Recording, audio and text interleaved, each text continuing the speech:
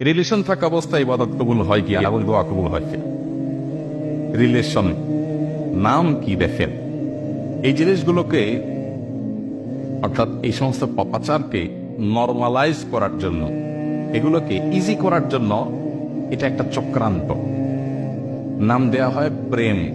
এটা প্রেম, তাহলে অসভ্যতা কোনটা? তাহলে বদমাইশি কোনটা? এটা যদি প্রেম হয়। ভালোবাসা, আরে ভাই ভালোবাসা তো ভালো জিনিস। অজাগায়, কুজাগায়, অবৈধ জায়গায়, হারাম জায়গায়, এটা আবার ভালোবাসা হলো কেমন? এটা মন্দ বাসা, এটা ভালোবাসা না। ঠিক একইভাবে রিলেশন মানে সম্পর্ক। এখানে রিলেশন বলতে যে সম্পর্কের কথা বলা হচ্ছে এটা তো স্বামী স্ত্রীর মধ্যে হয়, কিন্তু সেটা অবৈধ খাতে, হারাম ক্ষেত্রে হয়।